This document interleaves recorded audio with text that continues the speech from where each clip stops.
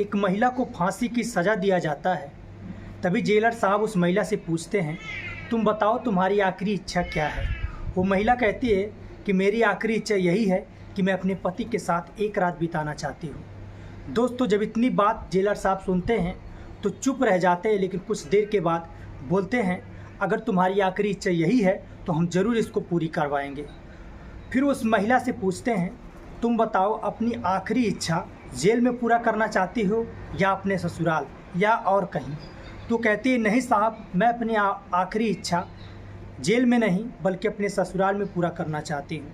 वो कहते हैं, हम पूरा तो करवाएंगे, लेकिन तुम्हारे साथ मेरा एक शर्त है कि तुम्हारे ससुराल मैं और मेरे जितने भी बटालियन हैं, फोर्स है, तुम्हारी निगरानी में वहाँ रहेगा। वो कहती है, मुझे ऐसी कोई दिक्कत नहीं है। दोस्तों, फ़ौरन उसके पति को यह सूचना दिया जाता है। उसके बाद महिला को लेकर पूरे पुलिस फोर्स के साथ जेलर साहब के साथ उसके घर पहुंच जाते हैं। उसके कैमरे में एक खुफिया कैमरा भी लगवा दिया जाता है और एक वॉइस रिकॉर्डर भी लगवा दिया जाता है, जिससे कि जेलर साहब जो भी वहां पर करतूत हो वो अपने कंप्यूटर स्क्रीन पे, लैपटॉप स्क्रीन पे आसानी से देख पाए। जब महिला अपने पति के साथ होती है तो जो चीज़ उस लैपटॉप के स्क्रीन पर वो देखते हैं, बड़े हैरानी तरीके से वो चिल्लाती है महिला, और चिल्लाने के बाद ही जेलर साहब जो होते हैं वो फ़ौरन अपने लैपटॉप को बंद करके उसके कमरे की ओर दौड़ पड़ते हैं। आखिर वो क्या चीज़ थी कि जेलर साहब जिसको देखकर अपने लैपटॉप को बंद करके उस महिला के कमरे की ओर चले जाते हैं और अपनी फोर्स के साथ। आइए इस कहानी में जानते हैं पूरी कहानी क्या है। दोस्तों, आज की जो सच्ची घटना है वो आंध्र प्रदेश की होने वाली है। मेरा नाम है अरुण सिंह आर्या और क्राइम जैसी कहानी में आप सभी का स्वागत है। दोस्तों, अगर आप लोग इस चैनल पे नए आए हैं तो चैनल को सब्सक्राइब करके वीडियो को लाइक शेयर जरूर कीजिए। दोस्तों, एक लड़का होता है जिसका नाम राजू होता है। राजू अपने गांव से 20 किलोमीटर दूरी पर एक प्लास्टिक कंपनी में 20,000 की सैलरी पर जॉब कर रहा था, जिसमें उसका दोस्त जिसका नाम विजय होता है वो भी उसी कंपनी में जॉब कर रहा था। दोनों में बहुत ज़्यादा घनिष्ठ दोस्ती थी। कहते हैं कि दोनों एक थाली में ही खाते थे और दोनों बड़े हंसी खुशी से अपनी ज़िंदगी गुजार रहे थे। लेकिन एक दिन क्या होता है, जो विजय होता है राजू से कहता है, यार इतना दिन हो गया, तूने कभी अपने घर नहीं बुलाया, कभी अपने घर पार्टी वगैरह नहीं दिया, शादी को भी तेरे बहुत दिन हो गया, लेकिन कुछ भी मुझे जो है ना तो खबर दिया ना तो कभी पार्टी किया। वो कहता है, जब ऐसी बात है तो अब की बार छुट्टी पे आना मेरे घर। दोस्तों, राजू जो है विजय को न्योता दे देता है और इधर अपनी पत्नी को फ़ोन कर देता है कि कल मेरा दोस्त जो है हमारे घर खाना खाने के लिए आएगा, तुम अच्छे अच्छे पकवान हमारे दोस्त के लिए बनाना। वो कहती है ठीक है। अगले दिन शाम को करीबन 8 बजे विजय आता है और दोनों दोस्त मिलकर खूब अच्छे से पार्टी करते हैं, बियर शियर पीते हैं। और विजय भी बड़े तारीफ़ के साथ कहता है, यार तुम्हारी तो भाग खुल गई, तुम्हारी पत्नी इतनी खूबसूरत है, मैं जितना भी बड़ाई करूँ कम है।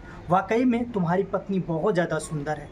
और वो बियर के नशे में ना जाने क्या क्या बोल दिया था, जिससे कि राजू की पत्नी को बहुत ज़्यादा दुख हुआ था।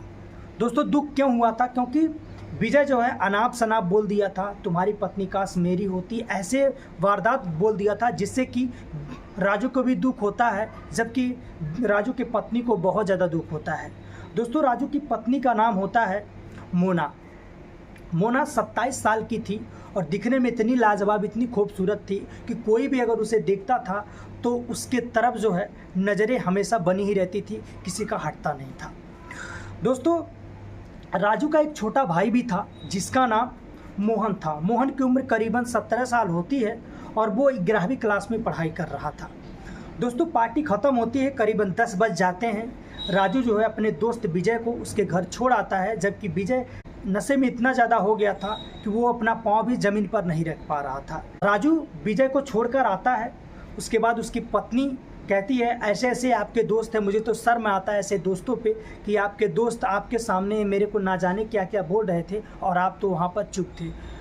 राजू कहता है, देखो ऐसा वैसा वो इंसान नहीं है, हो सकता है उसे ज़्यादा पी लिया हो, उसे नशा हो गया है, इस वजह से वो जो है तुम्हें अनाप शनाप बोल रहा था। फिर दोनों खा पी कर ही सो जाते हैं। अगले दिन सुबह होता है, जब राजू जॉब पे जाता है, विजय भी वहाँ पर आता है, तो विजय फिर से वही तारीफ़ें करता है। जो बातें वो उसके घर बोला था वो कंपनी में ही भी वह बातें बोलता है, जहाँ पर बहुत सारे लोग होते हैं, उसके यार दोस्त और होते हैं।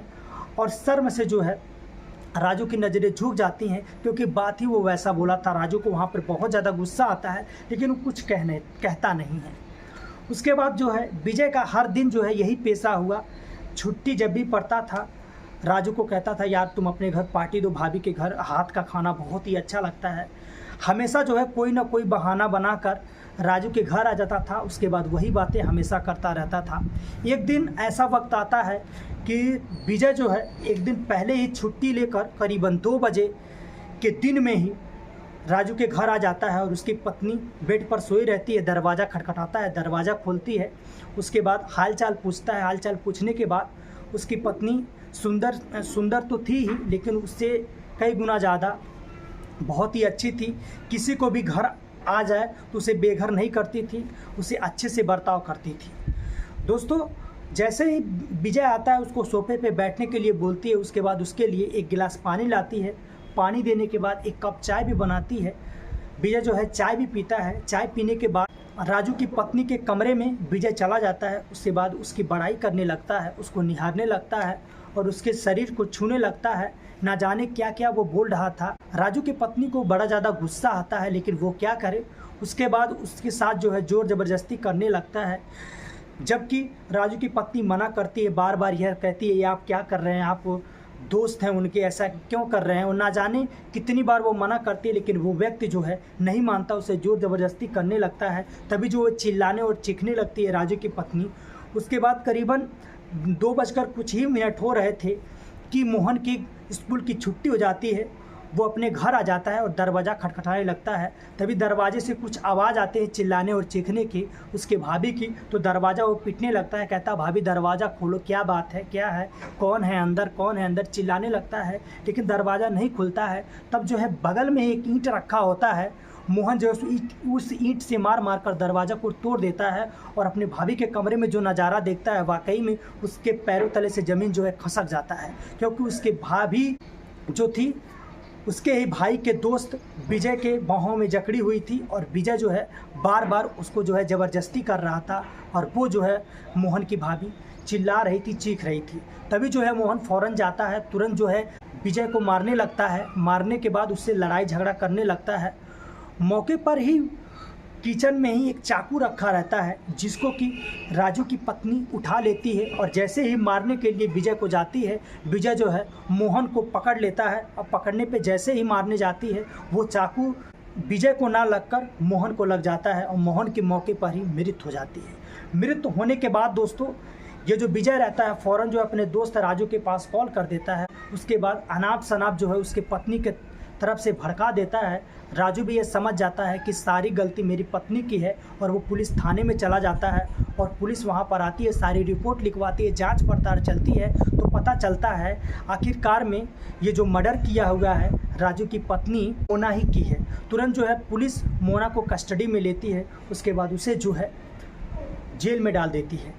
अब आगे की कहानी क्या होती है दोस्तों, करीबन 3 महीने तक ये केस चलता है। उसके बाद राजू की पत्नी मोना को फांसी की सज़ा हो जाती है। जैसे ही फांसी की सज़ा होती है, राजू को थोड़ा सा दुख होता है, लेकिन वो क्या करे, उसको भी लग रहा था कि मेरी पत्नी ही गुनहगार है। जैसे ही राजू की पत्नी को फांसी के लिए लटकाया जाता है, तो उससे जेलर साहब पूछते हैं कि आखिर तुम बताओ तुम्हारी आखिरी इच्छा क्या है। तो वो कहती है मेरी आखिरी इच्छा यही है कि मैं अपने पति के साथ एक रात बिताना चाहती हूँ। दोस्तों, जेलर साहब कहते हैं ठीक है, मैं तुम्हारी जो है इच्छा पूरी करवा दूंगा, लेकिन मेरी एक शर्त है। सबसे पहले यह बताओ तुम रात अपने पति के साथ कहाँ बिताना चाहोगी, जेल में या अपने ससुराल या अन्य कहीं। तो वो कहती है नहीं, मैं जेल में नहीं बल्कि अपने ससुराल अपने पति के साथ रात बिताना चाहती हूँ। दोस्तों, जेलर साहब कहते हैं तुम्हारे साथ एक शर्त है कि हम जो है तुम्हारे ससुराल पूरी फोर्स के साथ चलेंगे और तुम हमारी निगरानी में होंगी। वो कहती है मुझे मंजूर है। दोस्तों, फ़ौरन जो है उसे उसके ससुराल लेकर पहुंच जाते हैं। उसके कमरे में एक खुफिया कैमरा, एक वॉइस रिकॉर्डर भी लगा देते हैं, जिससे कि जेलर साहब जो भी वहाँ पर क्रियाकलाप हो वो आसानी से अपने लैपटॉप स्क्रीन पे देख सके। दोस्तों, कुछ देर बाद जब राजू और उसकी पत्नी कमरे में होते हैं, तो जो नज़ारा वो अपने लैपटॉप स्क्रीन पर देखते हैं वाकई में हैरान करने वाली होती है, परेशान करने वाली होती है। दोस्तों, जैसे ही उसमें चिल्लाने की आवाज़ आती है, फ़ौरन जो अपने लैपटॉप को बंद करके जेलर साहब राजू मोना के कमरे के तरफ दौड़ पड़ते हैं अपने फोर्स के साथ। और जो नज़ारा वहाँ देखते हैं वाकई में मानो कि पैरों तले से ज़मीन जो है खसक जाता है। उसके पति के गले पे एक चाकू तना हुआ था और वो शख्स बोल रहा था कि अगर तुम जो है इसको सारी सच्चाई बताई तो मैं तुम्हारे पति को जान से मार दूंगा। दोस्तों वो शख्स था विजय और उसके साथ कुछ 2 लड़के और थे जो कि वो पैसे पर उन लोगों को लाया था और वो मारने के लिए राजू को लाया था ताकि ये बता सके कि उसकी पत्नी जो है राजू को भी मार डाली। लेकिन मौके पर जब पुलिस आ जाती है और कैमरा तो लगवाई थी, जिससे देखकर मौके पर पुलिस आकर विजय को जो है कस्टडी में लेती है। उसके बाद सारी सच्चाई अपने आप पता चल जाता है, कौन गलत है कौन सही है। विजय को फांसी की सज़ा होती है और राजू की पत्नी जो मोना रहती है उस बेइज्जत बरी किया जाता है और विजय को फांसी की सज़ा होती है। दोस्तों राजू जो है अपनी पत्नी से नाक रगड़ रगड़ कर माफ़ी मांगने लगता है, कहता है मुझे माफ़ करो, मुझे नहीं पता था कि मेरा दोस्त ही दगाबाज है। जैसे मैंने उस पर विश्वास किया था, उस पर विश्वास ना करके मैं तुम्हारे ऊपर विश्वास करता तो आज जो है यह दिन देखना नहीं पड़ता। दोस्तों वो कहती है कोई बात नहीं, अगर आप मेरी एक बात सुने होते तो हो सकता था कि आज ये दिन नहीं देखना पड़ता। वो कहता है मुझे माफ़ करो मोना, मैं आज के बाद ऐसी गलती नहीं करूँगा।